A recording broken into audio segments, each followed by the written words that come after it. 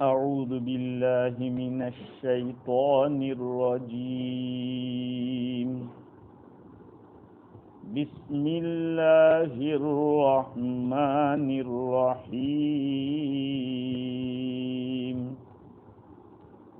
قل هو اللہ احد اللہ الصمد لم یلد ولم یولد ولم یکن له کفوا احد صدق اللہ العظیم۔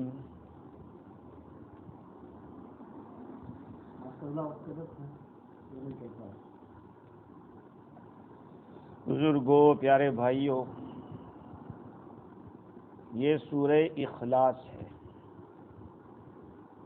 مسلمان کا بچہ اپنے سینے میں اس سورت کو لیے ہوئے اور ہونا بھی چاہیے،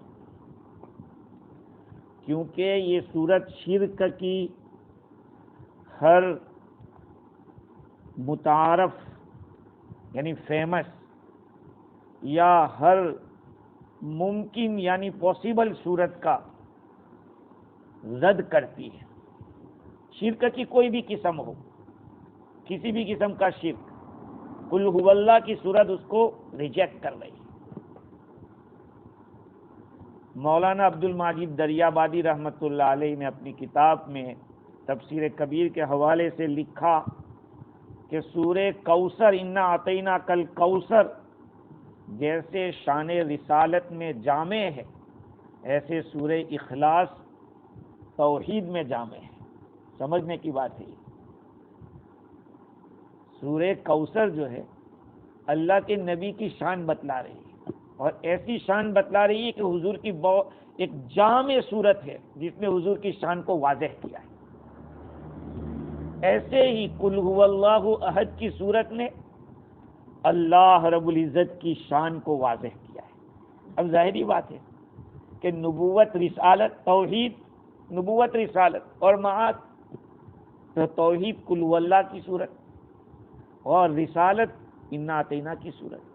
اب ہر بچے کو یہ صورت سمجھنی چاہیے کہ نبوت اور رسالت کو تو سمجھنا ہے، توحید کو بھی زیادہ سمجھنا ہے، دونوں کو سمجھنا ہے۔ تو آپ غور کیجئے کہ اللہ تعالیٰ نے قرآن میں بڑی لمبی لمبی صورتیں بیان کی، تو یہ چھوٹی صورتیں لانے کی کیا ضرورت تھی؟ ایک حکمت یہ معلوم ہو رہی ہے کہ جو بھی بچہ قل هو اللہ پڑھے گا وہ توحید کا گن گا رہا ہے، جو سورہ کوثر پڑھ رہا ہے وہ رسالت کا گن گا رہا ہے، اور اگر سمجھ لے گا تو حضور کی شان کو سمجھ لے گا، سورہ اخلاص سمجھ لے گا تو خدا کی شان کو سمجھ لے گا۔ اس لیے بہت ہی اہم سورت ہے سورہ اخلاص۔ اس سورت کے پڑھنے کے بہت سارے فوائد ہیں۔ ایک روایت میں ہے کہ حضرت جبرائیل علیہ السلام حضور اکرم صلی اللہ علیہ وسلم کے پاس تھے کہ اچانک حضرت ابوذر غفاری رضی اللہ تعالی عنہ آ گئے۔ جبریل امین علیہ السلام نے عرض کیا حضور سے، ھذا ابوذر قد اقبل، یہ ابوذر آ گئے دیکھو۔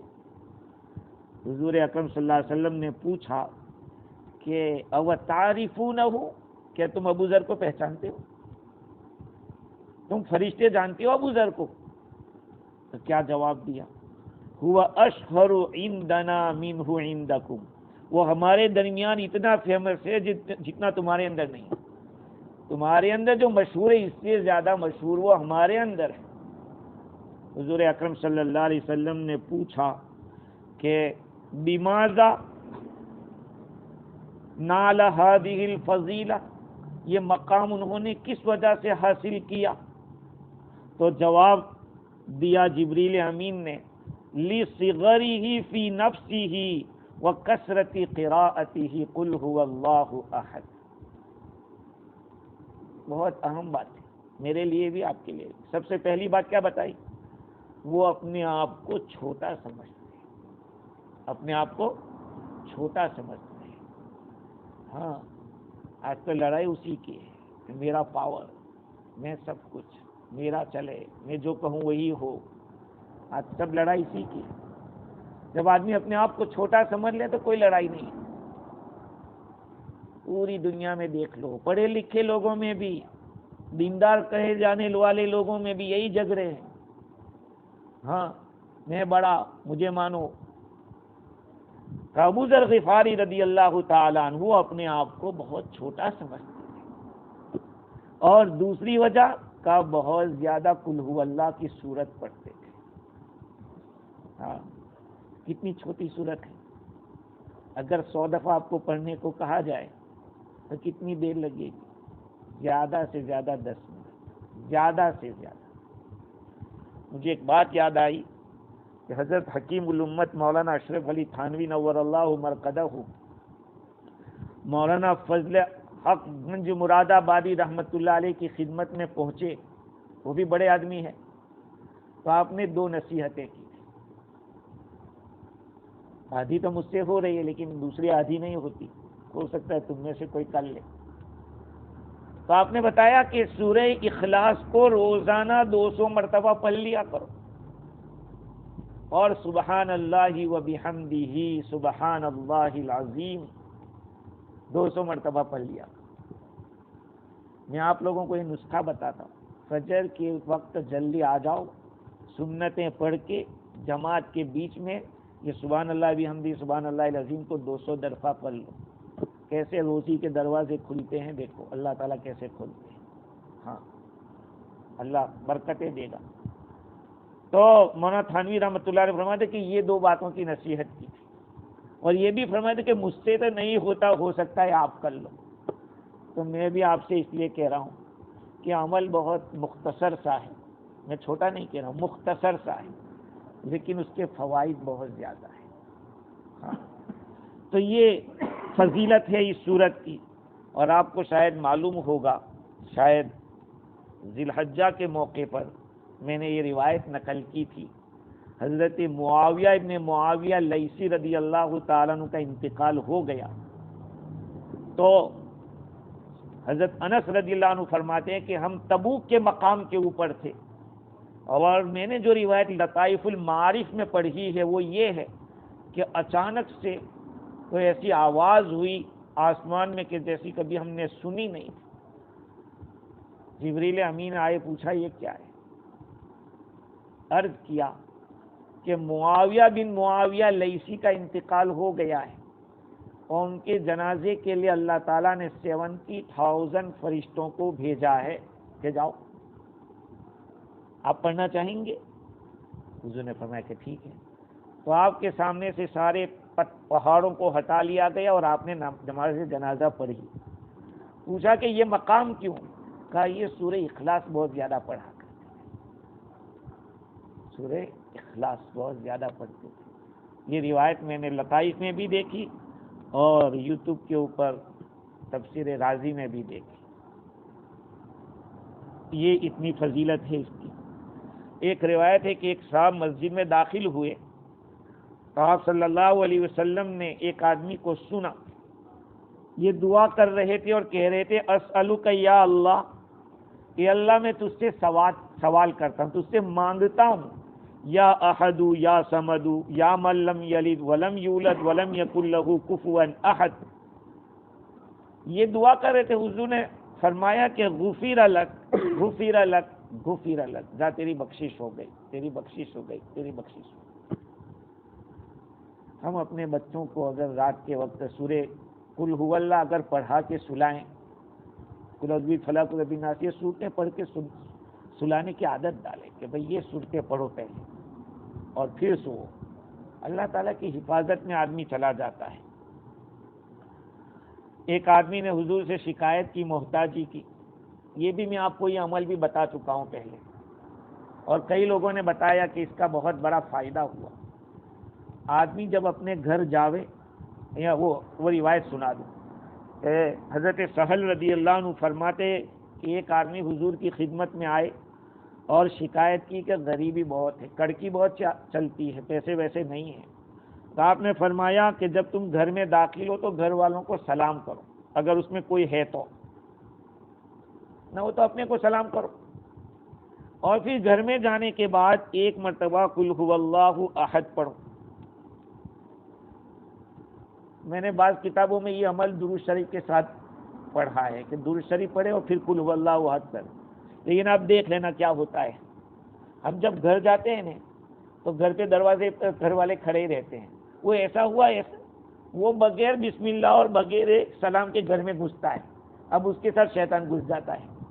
اس لیے گھر والوں کو پہلے سے بتلا دو کہ دیکھو میں جب گھر میں آتا ہوں تو چپ رہا کرو، بات مت کرو.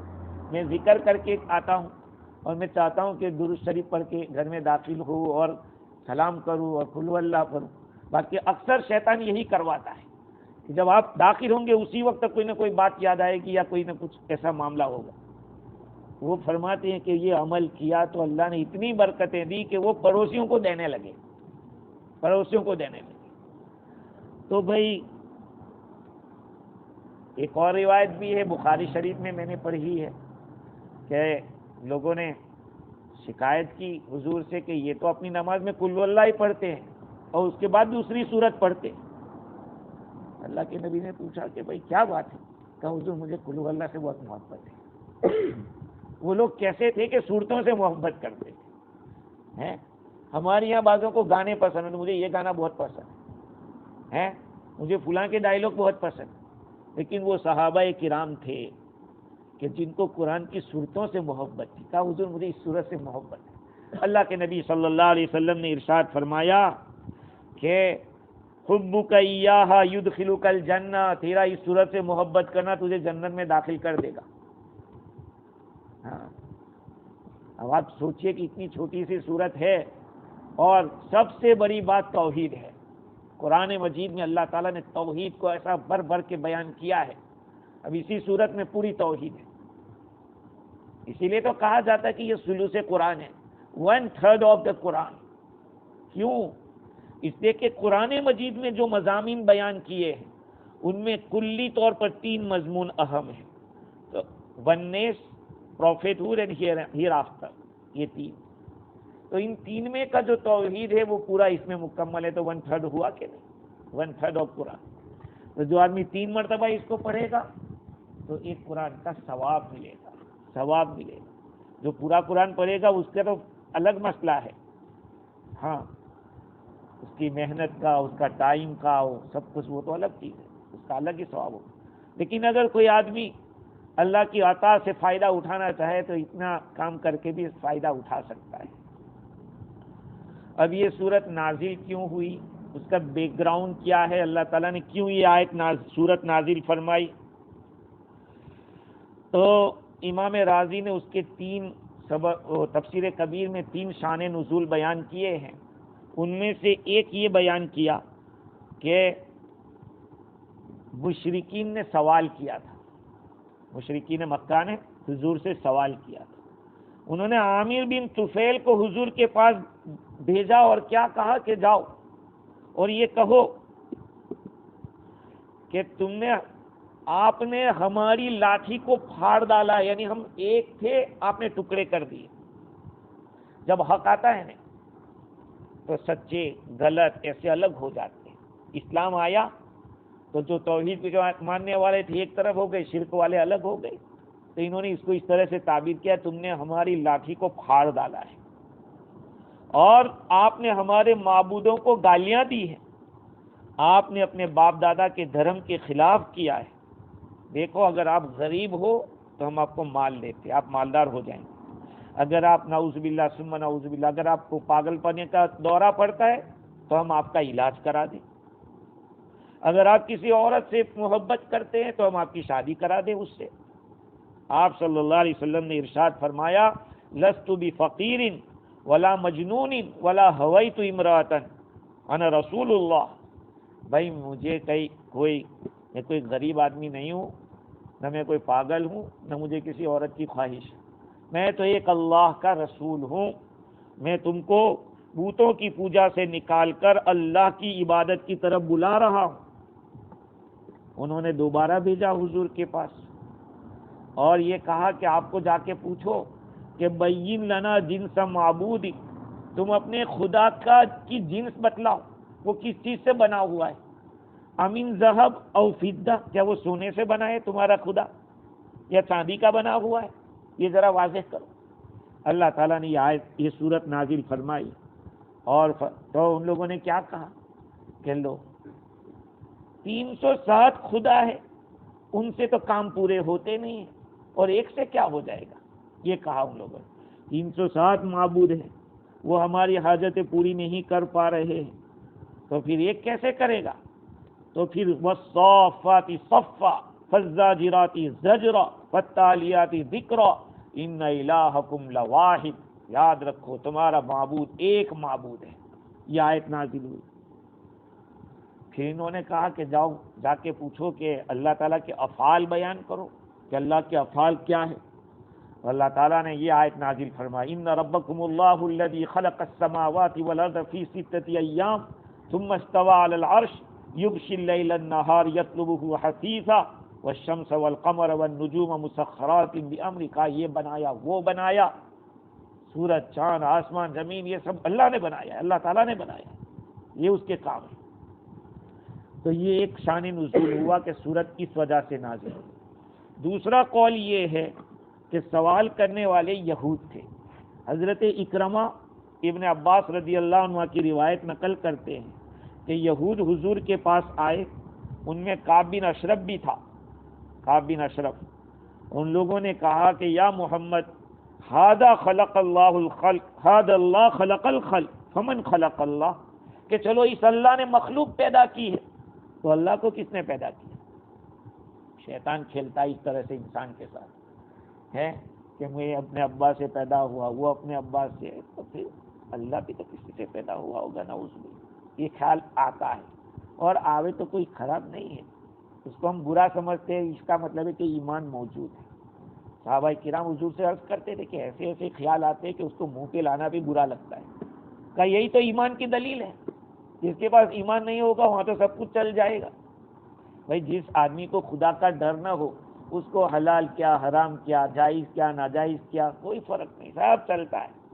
لیکن جس کے پاس ایمان ہوگا، جس کے پاس دینداری ہوگی، وہ تو غلط کے اندر۔ ابھی ایک ہمارے یہاں فیجی میں ایک چیز چلی ہے، آپ لوگوں کو شاید معلوم ہو یا نہ ہو، کیا کہتے ہیں ماسٹر، بینازون کچھ بزنس اس طرح کا چلتا ہے، امیزون۔ سنا کہ تابوا کی ساری عورتیں بیٹھ جاتی ہیں صبح سے، کیا کرنے معلوم؟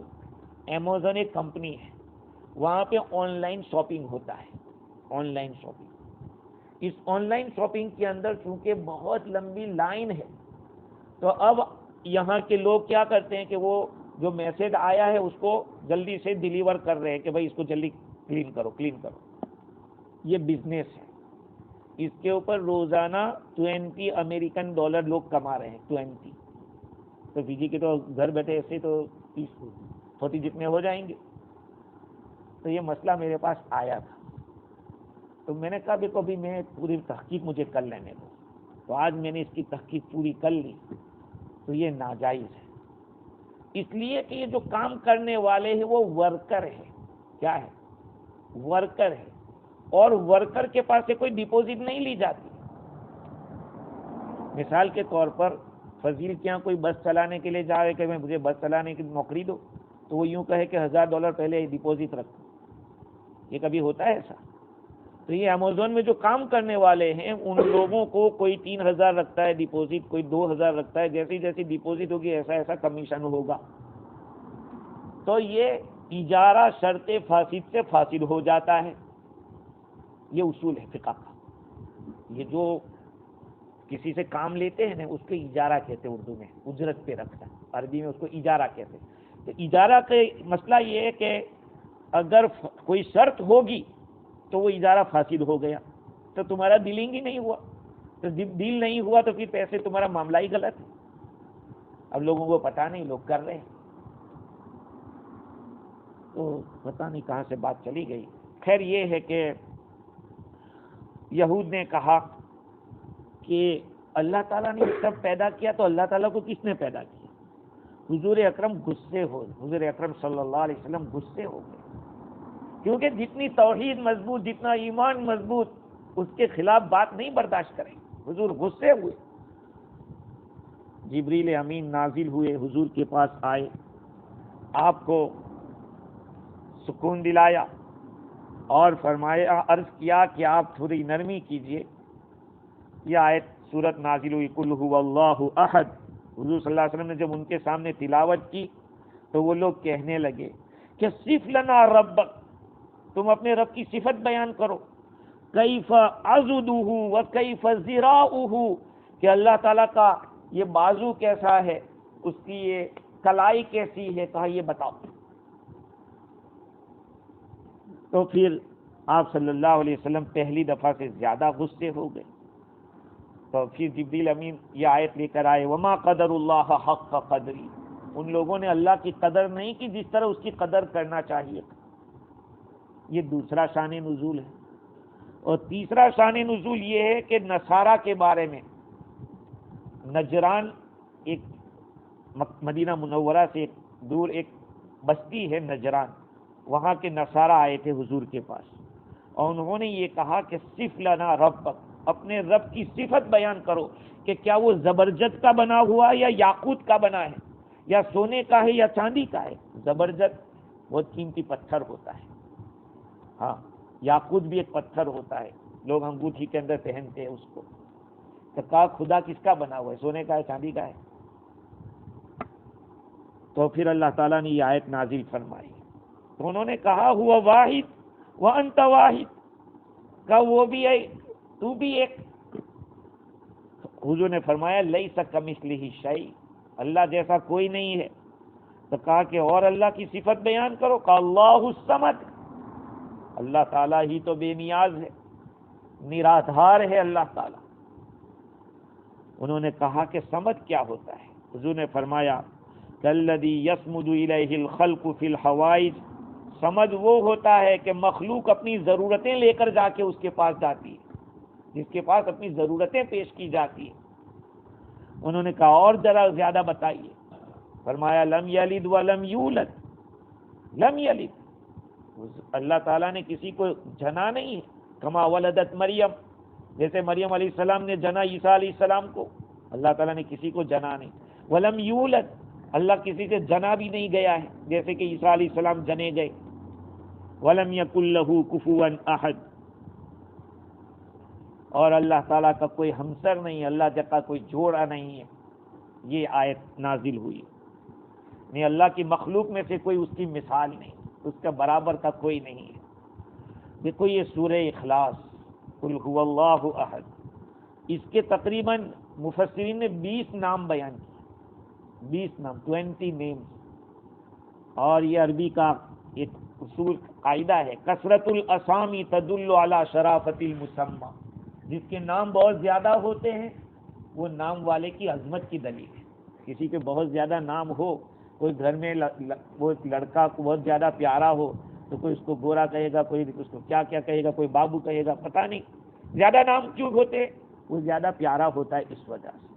تو یہ سورت بھی اتنی پیاری ہے کہ اس سورت کے تقریباً 20 نام ہیں، سورت التفرید، سورت التجرید، سورت التوحید، سورت الاخلاص، یہ 4 نام تو یہ ہو گئے۔ اللہ تعالیٰ نے اس سورت کے اندر صفات سلبیہ کے سوا لم یلد ولم یولد ولم یکن لہ کفوا احد کا ایسی صفات بیان کی ہے۔ سمجھ کے اندر بھی سمجھو کہ اس کو کسی کی ضرورت نہیں ہے، کسی کی ضرورت نہیں، سب کو اس کی ضرورت ہے۔ دوسری بات یہ ہے کہ جو اس سورت کو اچھی طریقے سے سمجھ لیتا ہے اور عقیدت پیدا کر لیتا ہے تو وہ اپنے دین میں مخلص ہوتا ہے، ہاں، اس لیے اس کو سورت الاخلاص بھی کہا ہے۔ اور جو آدمی اس سورت کے اوپر مرے گا عقیدے کے ساتھ تو وہ جہنم سے نجات پا جائے گا۔ اور اس سورت سے پہلے جو سورت گزری ہے وہ تبت یدا ابی لہب ہے۔ ابو لہب نے جو مذمت حضور کی تھی، اللہ تعالیٰ نے اس کی مذمت بیان کر دی، آپ صلی اللہ علیہ وسلم کو نجات دے دی اس کی مذمت سے۔ سورت النجات کہتے اس سورت کو، اس لیے کہ اس سورت کا عقیدہ رکھنے والا تشبیہ سے نجات پاتا ہے، کفر سے نجات پاتا ہے دنیا کے اندر۔ تشبیہ کا مطلب یہ ہے کہ کوئی اللہ سنتا ہے اس کا تھوڑی مت ہے کہ اس کا کان ہوگا تو سنتا ہے، بغیر کان کے سنتا ہے۔ اللہ تعالیٰ دیکھتے ہیں بغیر آنکھ کے دیکھتے ہیں۔ ہاں، اس کو کسی ہیلپر کی ضرورت نہیں ہے، کسی سپورٹر کی ضرورت نہیں ہے، وہی اتنا طاقت والا ہے۔ سورۃ الولایت، اس آیت کو اس سورت کو جو پڑھتا ہے وہ اللہ کے ولیوں میں سے ہو جاتا ہے، اور جو اللہ تعالیٰ کو پہچانتا ہے، بھئی اس سورت کے اندر اللہ کی پہچان کرائی گئی کہ اللہ کون ہے، تو جو اللہ اس سورت کو پہچانے گا وہ اللہ کو پہچان لے گا، اور جو اللہ کو پہچان لے گا اس کا اللہ سے تعلق پیدا ہو جائے گا۔ ہاں، اس لیے کہ محنت کے بعد رحمت آتی ہے، جیسے کہ منحت کے بعد نعمت ملتی ہے۔ آدمی جب خرچ کرتا ہے تو اللہ کی طرف سے نعمتیں ملتی ہیں، اور جو آدمی محنت کرتا ہے تو اللہ کی رحمت آتی ہے۔ اس سورت کو سورۃ النسبت کہتے ہیں، کیونکہ اس سورت میں اللہ تعالیٰ کا نسب بیان کیا گیا ہے۔ عربوں کے اندر نسب کا بہت لحاظ رکھا جاتا ہے، اور یہ جتنے بھی بت ہوتے ہیں ان کا کوئی نسب ہوتا ہے؟ کوئی نسب نہیں، لا اٹھا کے لے آئے، کہیں بھی اچھا لگا کہا لاؤ بھائی اس کو مندر رکھ دو گھر کے اندر۔ شکر کرو اللہ تعالیٰ کا۔ کبھی سوچو کہ پتہ نہیں ہم کس مندر میں بیٹھے ہوتے، اور پتہ نہیں ہم کہاں پہ گھنٹی بجاتے ہوتے، اللہ نے اگر یہ ایمان نہ دیا ہوتا تو ہم کیا کرتے ہوتے؟ کتنی بڑی دولت، بیچارے پیسہ خرچ کر کے لاتے ہیں اور اس کے سامنے جھکتے ہیں۔ دیکھو، ہمیں شکر ادا کرنا چاہیے اس نعمت کو، کہا کہ اللہ نے ایمان دیا ہم لوگ کو، ورنہ ہمیں بھی کہیں چھگن مگن کے یہاں شنکر کے یہاں اللہ تعالیٰ پیدا کر سکتا تھا، تو ہم کیا کرتے؟ تو اس سورت کو سورہ نسبت کہتے ہیں، اس لیے کہ حضور صلی اللہ علیہ وسلم سے کچھ لوگوں نے سوال کیا تھا کہ اپنے رب کا نسب بیان کرو، اور ایک روایت میں کہ قبیلے بنو سلیم کے ایک آدمی سے حضور نے فرمایا کیا یا اخا بنی سلیم استوصی بنسبت اللہ خیرا، اللہ کی نسبت سے خیر کی وصیت حاصل کرو۔ تو اللہ دیکھو، لوگ اپنے نسبوں کی حفاظت کرتے ہیں کہ ہمارا ابا یہ، دادا یہ، فلاں یہ، نسب کی حفاظت کرتے، یہ اللہ کا نسب بیان کیا ہے تو اس کی بھی ہمیں حفاظت کرنی چاہیے۔ سورہ معرفت بھی کہتے ہیں اس سورت کو، اس لیے کہ اللہ تعالیٰ کی پہچان اس سورت کے بغیر نہیں ہو سکتی ہے۔ حضرت جابر رضی اللہ عنہ فرماتے ہیں کہ ایک آدمی نے نماز پڑھی اور قل هو اللہ احد پڑھا، آپ صلی اللہ علیہ وسلم نے فرمایا کہ اس بندے نے اللہ کو پہچان لیا، تو اسی سے اللہ اس سورت کا نام سورۃ المعرفت رکھا۔ سورۃ الجمال، سورۃ المقشقشہ، سورۃ المعوذہ۔ حضرت نبی اکرم صلی اللہ علیہ وسلم حضرت عثمان ابن مظعون رضی اللہ عنہ کے پاس پہنچے، اور آپ نے یہ سورت اور والتین والزیتون کی سورت پڑھی۔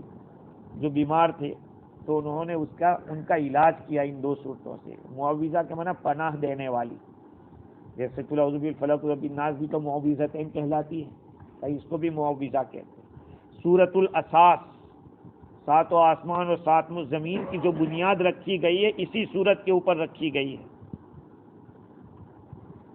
اور سورۃ المانیہ، ابن عباس رضی اللہ عنہ فرماتے ہیں کہ نبی اکرم صلی اللہ علیہ وسلم جب معراج میں تشریف لے گئے تو آپ نے، اللہ تعالیٰ نے فرمایا کہ اعطیتک سورۃ الاخلاص، میں نے تو آپ کو سورۃ الاخلاص دی ہے، اور وہ میرے عرش کے خزانوں میں سے ایک خزانہ ہے، وہ عذاب قبر سے اور جہنم کی لپٹ سے بچانے والی سورت ہے۔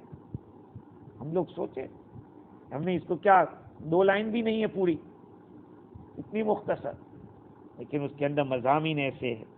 سورۃ المذکرہ، سورۃ النور، سورۃ البراءۃ، سورۃ المنفرہ، نفرت پیدا کرنے والی سورت، جو پڑھے گا شیطان اس سے نفرت کرے گا، شیطان بھاگ جائے گا، اس لیے اس کو سورۃ المنفرہ کہتے ہیں۔ سورۃ الامان بھی کہتے ہیں، اللہ تعالیٰ اس سورت کے ذریعے امان دیتے ہیں۔ خیر، اس سورت کے اندر مضامین دیکھیے اللہ تعالیٰ نے کیا کیا بیان کیے ہیں۔ فضائل میں تو یہ ہے کہ اس سورت کا پڑھنا 1/3 قرآن پڑھنے کے برابر ہے۔ کیوں؟ اس لیے کہ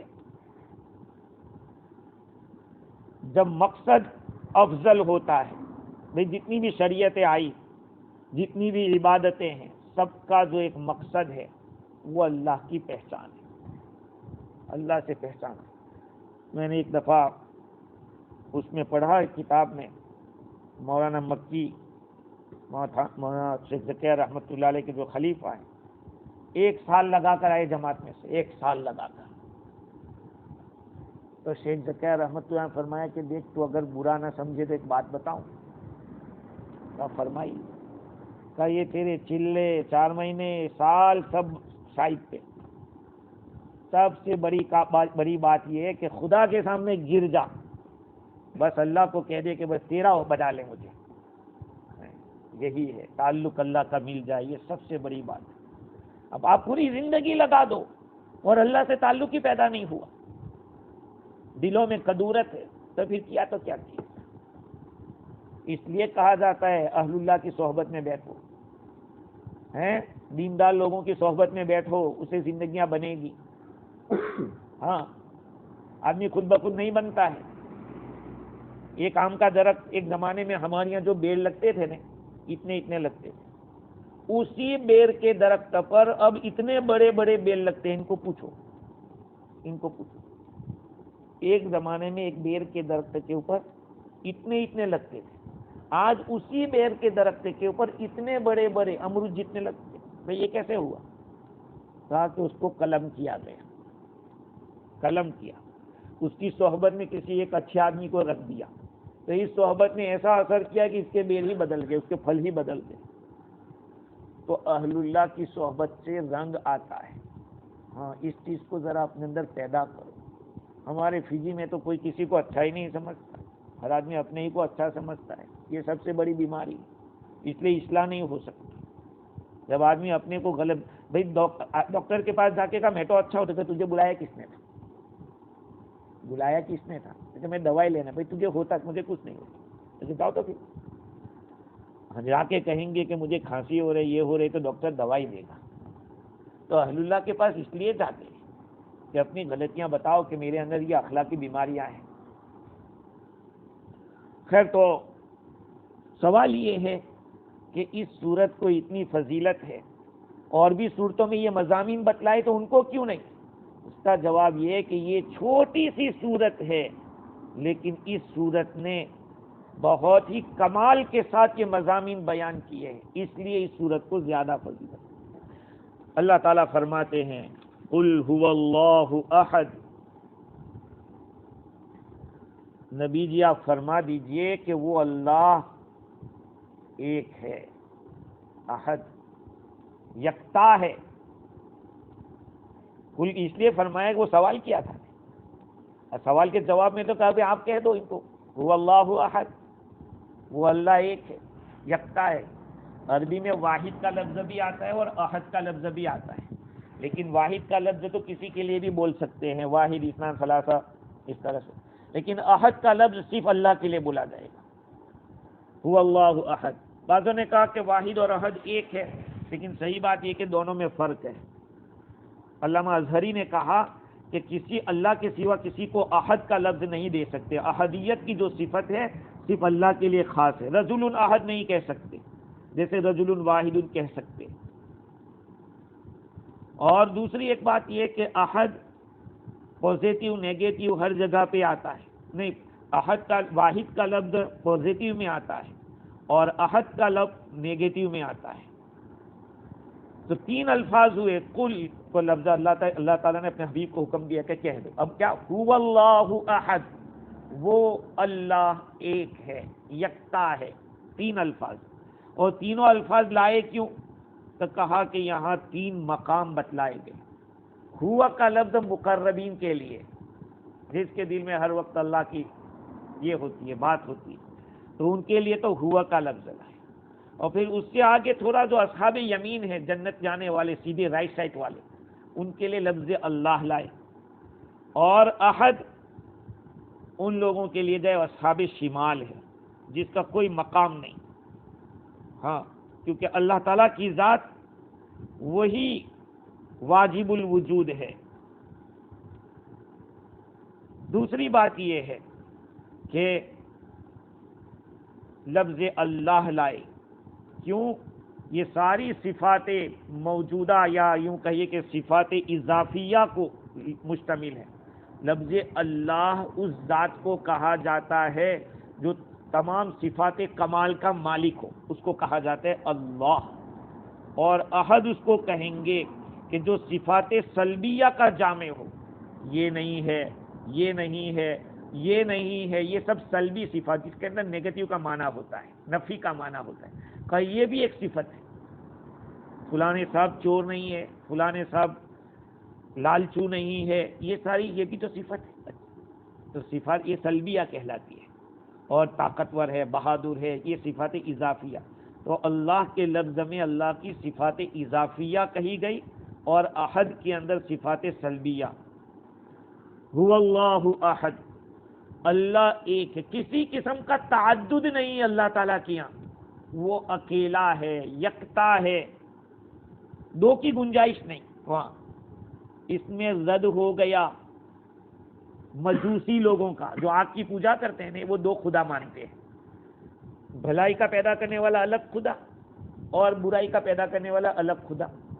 جو بھلائی پیدا کرتے ہیں اس کو یزدا کہتے ہیں اور برائی پیدا کرتے ہیں اس کو اہرمن کہتے ہیں. اللہ تعالیٰ فرماتے کہ هو اللہ احد، ایک ہی ہے بس، اچھائی برائی سب وہی پیدا کرتا ہے. ہاں. اور دوسرے نمبر پہ اچھا ہندو لوگوں کی بھی تردید ہو گئی جو 33 کروڑ دیوتاؤں کو خدا مانتے ہیں. 33 کروڑ، جتنے کنکر اتنے شنکر ان کے نزدیک، جتنے کنکر اتنے شنکر. جو پتھر اچھا لگا گھر پہ رکھ دیا کہ اس کی پوجا، ارے بھائی اس کو تو اٹھا کے لایا، وہ خود تو آیا نہیں. تو اس کی بھی تردید ہو گئی کہ ایک ہی ہے بس، ایک سے سوا کوئی نہیں. آگے فرمایا اللہ الصمد. اب اللہ الصمد کا ترجمہ عامةً کتابوں میں لکھا ہے کہ اللہ بے نیاز ہے. بے نیاز کا مطلب یہ ہوتا ہے کہ اس کو کسی کی ضرورت نہیں. اس لیے بعض بزرگوں نے کہا کہ اس کا ترجمہ یہ کہو کہ اللہ نرادھار ہے. اور نرادھار اس کو کہتے ہیں کہ جس کو کسی کی ضرورت نہ ہو اور لوگوں کو اس کی ضرورت ہو، یہ اللہ ہے. اللہ تعالیٰ ایسا ہے، اس کو کسی کی ضرورت نہیں ہے اور آپ سجدہ کرنا بند کر دیں، اس کا کیا بگڑ جائے گا؟ کچھ نہیں ہے. اس کے تو اربوں بندے ہیں اور ہوئے ہیں، یہ تو اس کا شکر ہے وہ اپنا نام لینے کے ہمیں توفیق دیتا ہے، ورنہ ہم کہاں. تو سمد کی تشریح علماء نے بہت الگ الگ انداز میں کی ہے اور وہ سب اپنی جگہ صحیح. سمد وہ ہے کہ جس کی طرف ارادہ کیا جاتا ہو ضرورت کے وقت اور ساری سرداریاں وہاں جا کے ختم ہو جاتی ہیں. اور وہ ایسی ذات کہ جس کا پیٹ نہیں، جو کھاتا نہیں پیتا نہیں اور وہ باقی ہے، مخلوق کے بعد بھی باقی رہے گا. اس صفت سے ان لوگوں کا رد ہو گیا جو کسی غیر اللہ کو کسی درجے میں مستقل اختیار رکھنے والا سمجھتے ہیں. ہاں، کسی بھی درجے میں. آریہ سماج، ایک آریہ ہے نا، ہندوؤں کا ایک اور پنتھ ہے آریہ. ان کا عقیدہ کیا تھا کہ روح اور مادہ، مٹیریل جس کو کہتے ہیں، روح اور مادہ، کہا کہ نعوذ باللہ ثم نعوذ باللہ، ان کا عقیدہ یہ تھا کہ دنیا بنانے کے لیے اللہ کو ان کی ضرورت پڑی، ان کو کسی کی ضرورت نہیں پڑی. اللہ تعالیٰ نے فرمایا کہ اللہ الصمد، اس کو کسی کی ضرورت نہیں. سارے لوگ اس کے پاس جاتے اپنی ضرورتیں لے کر. لم یلد ولم یولد، نہ وہ اس نے کسی کو جنا، یعنی نہ اس کی کوئی اولاد ہے اور نہ وہ کسی کی اولاد ہے. اس میں ان لوگوں کا رد ہو گیا جو حضرت عیسیٰ علیہ السلام کو یا حضرت عزیر علیہ السلام کو خدا کا بیٹا مانتے، فرشتوں کو اللہ کی بیٹیاں کہتے. نیز جو لوگ عیسیٰ علیہ السلام کو یا کسی اور انسان کو خدا مانتے ان کی بھی تردید ہو گئی. لم یولد کہہ دیا گیا، وہ جنا بھی نہیں گیا. ولم یکن لہ کفوا احد، اور کوئی بھی اس کا ہمسر نہیں، یعنی جب اس کا کوئی جوڑ، اس کے جوڑ کا کوئی ہے ہی نہیں، اس کے برابر کا کوئی ہے نہیں، تو بیوی کہاں سے آئے گی؟ بیوی نے ایک بچہ کہاں سے آئے گا؟ کون اس کا برابر ہو سکتا ہے؟ انسان اور جنات کی شادی ہو سکتی ہے کہ نہیں؟ علماء تو منع کرتے ہیں کہ نہیں ہو سکتی. تو یہ بھی تو مخلوق ہے، ان میں نہیں ہو سکتی. تو خدا ہے، اس کو بیوی کی کہاں ضرورت ہوگی؟ وہ ایک کرسچن نے کسی عامی آدمی سے ایسا کہہ دیا کہ عیسیٰ اللہ کے خدا تھے، بیٹے تھے، عیسیٰ اللہ کے بیٹے تھے. رکو کہا کہ دیکھو اللہ تعالیٰ کی کب سے ہے، پہلے سے ہے اور آج تک ہمیشہ رہا ہے، تو اتنی زندگی میں ایک ہی بیٹا پیدا کیا، میری تو شادی کو بھی 5-6 سال ہوئے، میرے 4 بچے ہو گئے، تو اللہ تعالیٰ نے اتنے سالوں میں ایک ہی بچہ پیدا کیا۔ یہ ہے جواب کہ اللہ تعالیٰ کو بچے کی ضرورت ہے، اور کیسے بچہ ہوگا جب جوڑو نہیں ہے، تو جو بچہ بھی کیسے، اولاد بھی کیسے۔ اس آیت سے ان لوگوں کا رد ہو گیا جو کسی مخلوق کو اللہ کے برابر سمجھتے، بلکہ بعض تو اتنے گستاخ ہیں کہ جنہوں نے بعض کتابوں میں لکھا یہودیوں کی کہ حضرت یعقوب علیہ السلام کی اللہ تعالیٰ سے کشتی ہوئی، فائٹنگ ہوئی، اور یعقوب علیہ السلام نے اللہ تعالیٰ کو پچھاڑ دیا۔ ارے کچھ تو عقل ہوتی، کچھ تو دماغ میں آنے والی بات کرتے۔ اللہ تعالیٰ کا احسان ہے کہ ہمیں قرآن اللہ تعالیٰ نے دیا ہے، تمام قسم کی برائیوں سے پاک، اس پہ کوئی چینجنگ نہیں کر سکتا۔ تو یہ چھوٹی سی صورت لگ رہی ہے، پڑھنے میں مختصر سی لگ رہی ہے، لیکن مضامین اس کے کتنے جامع ہیں۔ اے نبی جی آپ فرما دیجئے کہ وہ اللہ ایک ہے، اللہ تعالیٰ ہی بے نیاز ہے، نرادھار ہے، نہ اس نے جنا اور نہ وہ جنا گیا، اور کوئی بھی اس کا برابر کا اس کا ہمسر نہیں ہے۔ اللہ تعالیٰ مجھے بھی اور آپ کو اس صورت کی حقیقت سمجھا دے اور توحید ہمارے دلوں میں کوٹ کوٹ کر بھر دے، قرآن مجید کی محبت عطا فرما دے۔ وآخر دعوانا